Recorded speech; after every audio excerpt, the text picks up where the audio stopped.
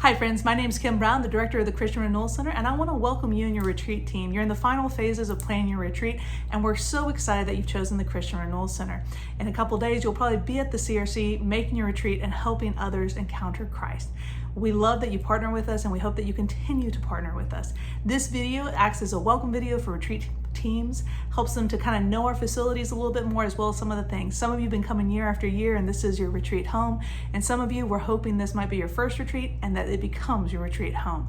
So know that the CRC staff, we pray for you. We pray for your retreats very specifically. We pray that the Holy Spirit is working on those that will be coming on retreat, as well as for your team. We 3 days a week have a holy hour as a missionary staff, and that's what we do. So we've been praying for you, and we're going to keep praying for you. Say a prayer for us as well. So we're going to jump into some of the nuts and bolts of running your retreat. At this point, you probably have been getting some emails, or you've been reading the instructions, step-by-step instructions, and you've heard this word golden plunger. Who is the golden plunger? The golden plunger is going to be the person that you want to be the contact between our on-call staff and your retreat. So who is that person that's going to be able to do that? The golden plunger, why are they called the golden plunger? Well, they're the one that's going to plunge. Yeah, it's a very exciting job. Plus, they get a golden flip chart.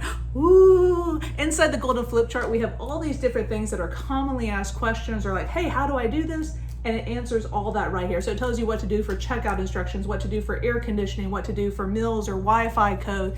It gives them all that information. So the golden plunger, not only do they get the keys to the kingdom, or at least the keys to your retreats, they also get the golden plunger.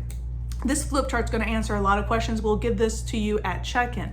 During check-in, who should come to check-in? It should really be your leadership team, and that looks different for each retreat. Who should be there as the leadership? The person that's bringing the check and the money. We want that person there. For us to release the keys, you need to bring the money on the retreat. We also want the person that's going to be the golden plunger. That's the contact between us and them. We will get their cell phone number, and we will put that in the on-call phone. So that way, whenever it lights up saying, Kim CRC, we're going to know which group it is that's sending this to us, right? We also, if you're one of our Catholic groups, we recommend that you have the sacristan or the liturgy person, because we're going to talk about some of the things for the chapel that weekend. We want to make sure everybody's on the same page. So feel free to have a couple people at that leadership meeting. It doesn't just have to be one person. For groups that use us year after year, that meeting's probably 15 minutes. For a brand new group who's going to have lots of questions, they might be there for 30 minutes, and then we might take them over to the hall and show them. We take as long as you need to make sure you guys are ready. We have 2 on-call staff members always on call. One of those on-call staff members is physically on site during your retreat. This is one of our missionaries. And then we have a maintenance on call as well. So we're very well equipped to take care of your group and respond as fast as possible. It's very important that your group should have reviewed the addendums. So when you book this retreat center, you agree to all the addendums, and I would recommend the team to go back and reread those. That helps you to be prepared and know this is what I need to do, or this is what I'm supposed to do. Some of the important things that we want to identify. We've been renovating the retreat center. So 3 out of the 4 meeting spaces have already been renovated. We're renovating rooms. We've renovated 2 chapels. So we're in the process of all these renovations, and we need your help to keep the facilities looking nice. So please only use painter's tapes or the clips that we have put on the walls to hang things. If you hang using nails, screws, other type of tacky things, even if it says it removes 100% okay, if it takes off the paint or the texture on the wall, your group's going to be charged for that. We don't want to penalize your group. We don't want to charge your group, but recognize that when you damage something, you are responsible for taking care of that. So just follow the rules that have been outlined. Use painter's tape and the clips that we've provided. Don't hang other things on the wall, please. Keep it nice for everybody. If you're using a golf cart, the reason that groups use golf carts is for people that have mobility disabilities. It's not for us to drive fast. So you should be driving in a golf cart at walking speed. Okay, so not we're having fun out on the ranch speed, but walking speed so you don't injure anybody. It's also for people with mobility needs, and you need to stay on the sidewalks, not the grass. When groups drive the golf carts all along the grass, they're tearing up the grass, they're creating ruts in the grass. That causes issues, and somebody could sprain an ankle if kids are out there playing soccer or something like that, and it takes away from the beauty of it. So keep the golf carts on the sidewalks and the concrete, and make sure it's for people with mobility needs. If someone in your group gets injured, we would like you to notify the on-call staff. and then they're going to get you an incident report. If it's life emergency, you want to call 911 immediately. I would recommend then having somebody go to the gate with their car so that the gates open as emergency crews come in, and then somebody else should be in the parking lot to let them know we're on the lodge side or we're on the room side. Get them immediately to the location. You can imagine an emergency responder coming out that this place could be confusing, all the cars in the parking lot not knowing where to go. We do have 2 AED machines. These are the automatic external defibrillators. This is, shocking somebody if their heart stops beating. There's one located on the cafeteria if you're on the room side, and there's one located in Oblate Hall if you're on the lodge side. So those you can get to in a matter of moments, and they're really dummy proof, so they're not going to shock somebody if they have a heartbeat, but you got to follow the instructions, and it talks you through that process. Hopefully you have somebody on your team that medically is trained and is familiar with that. Other emergency management things we got to talk about. Don't mess with our smoke detectors, the fire alarms. If you pull a fire alarm station, that's illegal and you can be fined in the state of Texas. So don't touch or tamper with those items. If the smoke detectors go off, it means it's sensing something or it's sensing heat or smoke. We need to exit the buildings and allow CRC staff to come check it out. So why could it have gone off? Well, maybe you have candles and you're not supposed to have candles. So no live flames in any of the meeting halls or in any of the rooms, the lodging, so the lodges or the rooms. Groups, if you're having mass or exposition, you're allowed to have 2 candles. That's it. You're not allowed to set up a burning bush scenario with the candles in the meeting hall. So that's not permitted. If you're using tiki torches, they have to be 8 foot away from any structure. You also don't need to have them underneath trees. And cover walkway includes a structure. So we're working really hard to renovate, and it would really stink if you burn us down, so please don't do that. If you have tiki torches that your group is using outside, somebody, once they get lit, somebody has to physically be able to see them. So you can't light them and all go inside and come out in an hour. Somebody has to stay with the tiki torches when they're lit, and then they need to extinguish them. And they should have where they know the closest fire extinguisher or have a bucket of water ready for that. The campfires, the CRC staff starts and puts out. That's our way of ensuring that they do get put out, because unfortunately too many groups did campfires and they didn't put them out all the way.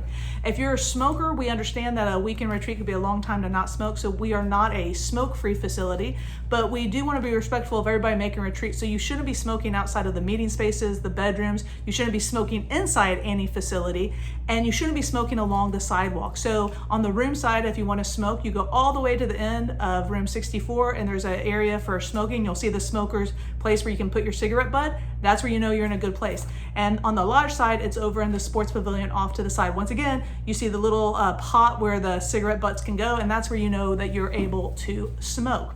If your group, when you booked your retreat, you had the option if you wanted to set up your hall and tear down your hall, or have us set up and tear down your hall. If you paid for the CRC staff to set up and tear down your hall, that means upon arrival, we will have set up your first initial setup of chairs and tables. And then when you leave, we will put up the tables and chairs. If your group did not pay for this service, then that means you were trying to save money, or you just thought it wasn't that big of a deal. You are then responsible for not only setting up your retreat, but also making sure that every table and chair is put back in the correct space where you originally got it from. In all the halls and the closets where the tables or chairs go, there is a photo showing you what it should look like. So please be very respectful of this. Be mindful of other people. We're trying to be as affordable as possible, and part of us doing that is running a very efficient staff.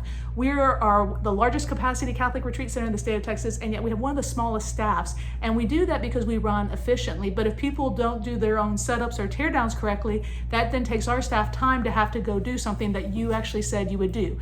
So once again, your word's your word. If you said we're doing hall setup and teardown, then you should do the hall setup and teardown accurately. And this, we also have the option for linen. So some groups will choose to have us provide the linens for the retreat, and some groups will choose to provide their own linens. Once again, we do this so groups can do the budget that they need. But if you're bringing your own linens, this is extremely important for hygiene reasons. We need you to make sure that you wash and dry all of your bed linens, your pillow, and your towels that you're bringing on site in hot water and dry in high heat. Why is this important? Bed bugs, right? So international travel from different places. People don't even sometimes know they have bed bugs, because if you're not allergic to them, you might not even know you have them unless you get an infestation at your house. And some people are very allergic to it. So if you're bringing linens, pillows, towels on site, you should make sure to be considerate of other people that you have properly washed and dried it on high heat so that you're not bringing anything in. Recognize bed bugs don't come out of the woods. They come from people's homes, and they travel in your luggage or on cases, backpacks, and linen. So please be very mindful of that. If your group is not renting our linens, then you need to make sure you follow those protocols and you tell your entire group that they need to do that. In all the lodging, we have shampoo and body wash in the shower. You're welcome to bring your own, but we have that provided. In your hall, you have the option to say, we want the CRC to provide coffee supplies, or we're gonna bring our own coffee supplies. We do have coffee pots in the halls that you're welcome to use, but if you're bringing your own supplies, that means you gotta bring your filters, your cups, your creams, your sugars, the coffee, all that, the stirrers. In your hall is a fridge or microwave. That is where you can store your food. You cannot store any food in the CRC refrigerator in the cafeteria area. For supplies, we provide the toilet paper, the paper towel, the soap in the bathrooms. We also provide trash bags for trash inside your meeting spaces. We also have toilet paper and trash bags and soap in your bedrooms as well, the lodges that you're sleeping in. Please note that the trash bags are for trash. They're not for you to use to pack up all your excess supplies. The paper towels are for use for the bathroom, washing your hands, drying your hands. They're not for use for all your activities. Once again, we're trying to be as good stewards as possible. We're trying to keep all retreats affordable. But when groups use a lot of supplies, or they still are trash bags at the end of a retreat, that's very expensive. A single trash bag that we use, which is the commercial quality with the is $1 a piece, right? So when you take a bunch of them at the end of your retreat, or you're using them for your own stuff, that's taking that money that we're trying to be as efficient as possible. Our retreat prices are actually cheaper today than they were when I got here in 2018. That's only possible by us running good stewardship, and we need your partnership in that. For meals, if your group's eating meals with us at the CRC, you're gonna have your meals in the cafeteria unless you requested ahead of time to have it served buffet style or individually boxed in your rooms. 7 days before your retreat, you are supposed to turn in your dietary needs. So when the person comes through the line, if they're the vegetarian in your group, it's important that they let the person in the line know, I'm a vegetarian or I'm gluten-free. Sometimes the meal is perfectly gluten-free and they can eat everything as is, and then other times we've made a substitution for them. So it's important that they identify themselves every single time. Recognize most weekends we're feeding at least 130 people, so we're not going to maybe always remember the face with the dietary needs, so just identify that for us and we'll get that taken care of. At the end of eating in the cafeteria, you're going to pick up all your trash, take it over, drop your liquid in the sink, you're going to put your trash in the trash can, put your trays, stack them up where all the things are identified, and then you'll clean up your table after you. It's very important for meals inside the cafeteria that you are on time. Meals start on time, and your group has, from the time that the meal is supposed to start until 45 minutes at the end, that everybody should be out. We are running multiple groups in the cafeteria. They each have their own identified time, so it's important that you guys be on time. If you are 15 minutes or more late showing up to your meal time, our staff will box up your meals and you need to eat your meal in your hall, because what's going to happen is if you back it up, that's going to impact our staff's ability to get the next meal ready, whether it be the next actual meal or another group having the same, like lunch at lunchtime. So we just need that for that consideration. So please be mindful of that. In the Golden Plunger flip chart, we have a thing for Wi-Fi. The Wi-Fi is designed only for the meeting spaces, but because it's Wi-Fi, some rooms will get it. But we want this to be a retreat facility. We want this to be a place where you disconnect from everybody else so that you can connect to God. So in the Wi-Fi, there's 2 codes that are listed. One is for the presenter and one is for guests. Presenter should only be the presenter, that they need to have the bandwidth to be able to stream a video or to do video conferencing. That is only for the presenter. Don't give that to everybody else, because if you give it to everybody else, we're gonna have our smartphones. It's gonna be just pulling all that bandwidth for our social media apps or us to stream whatever we're streaming. And that's not okay, because that's gonna end up impacting maybe your presenter or another group's presenter. So if you have other people on the retreat that are not the presenter and they need the Wi-Fi for some reason, only give them the guest one. That will access them for their emails, okay? So we see those there. If there's maintenance issues, the Golden Plunger's responsibility is to go for your group. If somebody says, hey, my AC is not working, don't just call and say room 12's AC is not working. The Golden Plunger should go to the room, they should look at it to try to figure out what's going on, and then the Golden Plunger should let us know. What's really important for air conditioning systems is that you turn it to auto. Do not turn the AC or the heat to on. If you turn it to on, what's gonna happen is it's gonna continuously blow that air level that you've set it to. That means it'll blow, if you set it to 60 degrees, it's going to continuously blow 60 degrees. The room is going to be at 60 degrees and it's still going to continuously blow, and it's going to get colder and colder or hotter and hotter. So auto means I set it to 72 degrees auto, and when it hits 72 degrees, it's going to shut off. And then if it gets up to 73 degrees, it's going to turn back on to get it back down to 72 degrees. If you leave it on and you turn it down to like 60 degrees, that has the potential of freezing the air conditioning unit. If it freezes the air conditioning unit, the only way that that can be fixed is simply by letting it defrost. That takes 6 to 8 hours. So that means your meeting space or your lodging is not going to have any air conditioning for 6 to 8 hours. There's nothing else we can do. So make sure you set AC systems or heating systems to auto, the temperature you want, and then just let it work. If that's not working, then you're going to contact our staff and they're going to come check it out, see what it is. If somebody has a toilet and maybe they've clogged it, all the meeting spaces have plungers, so you can go get that plunger, you can plunge it. If that doesn't work, then you contact our on-call staff. There's ice machines. So we do provide ice for groups on site. If you're on the room side, you should be using the ice machine located in the cafeteria. If you're on the lodge side, you're using the ice machine located in the sports pavilion closet. Your key for Oblet Hall will unlock that. We have 52 acres. We're on two sides of our properties on the bayou. We have wonderful trees. Nature is great, but I also have to tell you, be mindful, right? So we do have wildlife, including snakes. And if you go off into the woods, you could come in contact with poison ivy, poison oak, or something to that nature, which is going to leave you with an itch.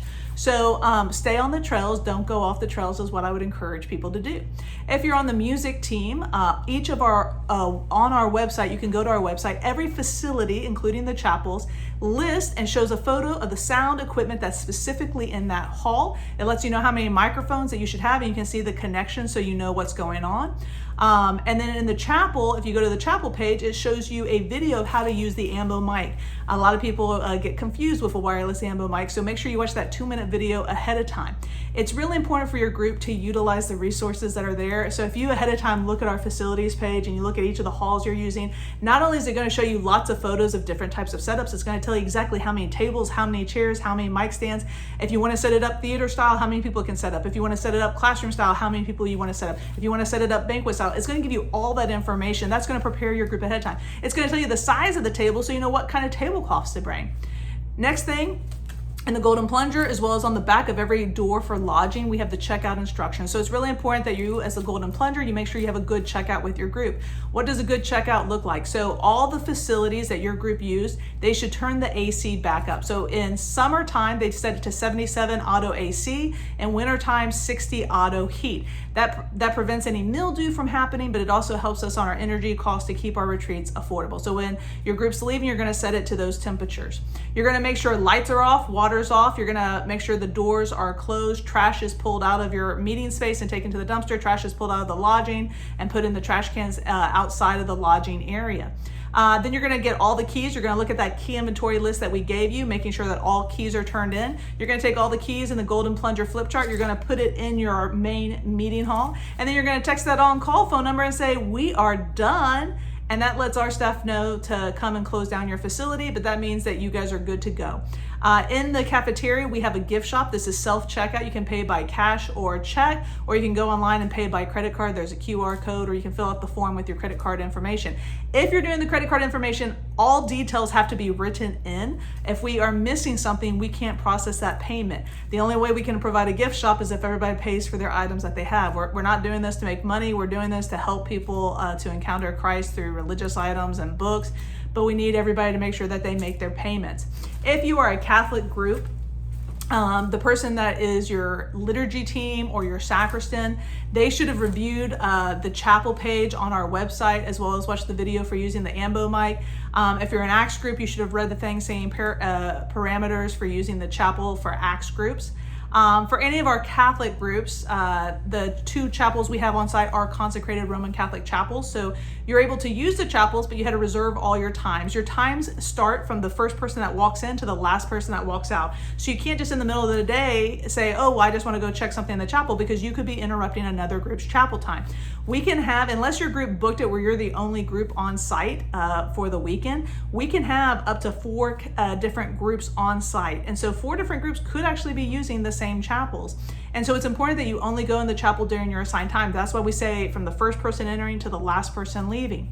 Your groups in either the chapels, you would bring your bread and wine. Everything else is fully provided in the chapel. If your group wanted to use incense, it's only permitted in the chapel, and you had to get approval ahead of time, and we would have told you what to do, and you would be bringing your own stuff, so you would know that you have that permission to do that. Nothing can be removed from the chapels. This is very important. When people reserve a chapel time, they're reserving it with the understanding that everything that was on that website is inside that chapel. So if your group takes the monstrance so you can take it to your hall because you don't have the chapel reserved that evening, guess what? The group that showed up was expecting to have the monstrance, right? Or they were expecting the Blessed Sacrament and the tabernacle. So nothing is to be taken out of the chapel. The grotto that we have, that we've just built, we're so excited about the grotto. It is allowed for groups to celebrate Mass on Our Lady of Lourdes in the grotto side. Your group has to bring everything for that. So we will have the altar and the ambo, the presider chair and the credence table. And other than that, your group would bring everything. Once again, nothing can come out of our chapel. So look on the grottos page, make sure you bring everything, the packing list that you would need to do. Inside Eugene and Oblate Hall, we do have an altar inside each of those halls and a closet. We also have confessional / kneelers in those halls. And so what that allows a group to do is if another group reserved the chapel and you're having to do something in your hall, that you're able to do that. But recognize that you need to bring everything else for that. So you can't take an altar cloth from the chapels, okay? So make sure that you do that. What I really want to finish with is saying be mindful of shared spaces. So shared spaces at the CRC, the cafeteria during your meal times, the chapel, and the outdoor spaces. All of these things are reserved with a specific time by your group. It's important that you be on time for these shared spaces. Why is it important? Because if you guys end up showing up late, you're impacting somebody else, and that's not being mindful of other people, right? So be very aware of that. Be on time for those times in those shared spaces. Your meeting space, you can be in there however you want. You can move things around, as far as, hey, we were going to do this at 10 a.m., but we're going to do it at 11. But the things that happen in the chapel, the things that happen in the cafeteria, your outdoor spaces, we have specifically spent time. 2 weeks prior to your group, you sent your finalized schedule. And sometimes I spend up to 2 hours looking at just one group's schedule, going through every single detail to make sure that there's no conflicts with other groups that are on site that weekend. To the point that I might have emailed you saying, hey, this is the route that you want to walk, and this is going to avoid contact with other people. Or, hey, based on this is what you need to do. So be very mindful of that. So please be considerate of other groups. When you're outside all the time, noise should not be heard more than 50 foot away. Imagine one group could be praying about our Lord's Passion and another group is doing a team builder or having a joy-filled song, right? Different retreats are experiencing different things at different times. And so I don't want to negatively impact your retreat. So be very mindful. So I might look and say, hey, this other group is in this hall, so you want to do this activity over here. Or, hey, you can't do this in the courtyard because a group's using the chapel at that time. So we want to be very mindful and pay attention to what I said. The reason I told you where to do something is because of how it might impact another group or how that could impact your group. The quiet hours at the CRC for outside noise is from 10 p.m. at night to 7 a.m. That means that there shouldn't be outdoor activities that are noisy after that time. If your people are hanging out talking, they should be hanging out inside your meeting space, not outside doing that. And then the last thing I'll leave you with is the CRC. We are owned by the Archdiocese of Galveston and Houston, but we are managed by the laity through a nonprofit, CRC Retreat Partners, Inc. We are 100% financially independent. We do not receive DSF or Ignite funds. All of the cost of your retreat income, it covers all of our cost of operations. And once again, we run extremely efficiently. And we really are mindful to keep our retreat prices affordable for all people. Every renovation that we have done and that we are doing comes through donation. So individuals, parishes, ministries that support the work we're doing. Our goal is to be fully renovated by 2026 and then to do additional construction. But the only way that's possible is through your support. So please consider making a donation to the CRC. If we as a retreat center have impacted your life and maybe your own personal life, your marriage or your family life, or your parish's community, then I invite you to be part of this ministry at the CRC by supporting the work we do, by becoming a donor. You can do that as a one-time gift. You can do it as a monthly donor. We have lots of projects for you to get behind. So once again, I want to thank you for choosing the Christian Renewal Center as your retreat facility. We look forward to serving you in this ministry. God bless.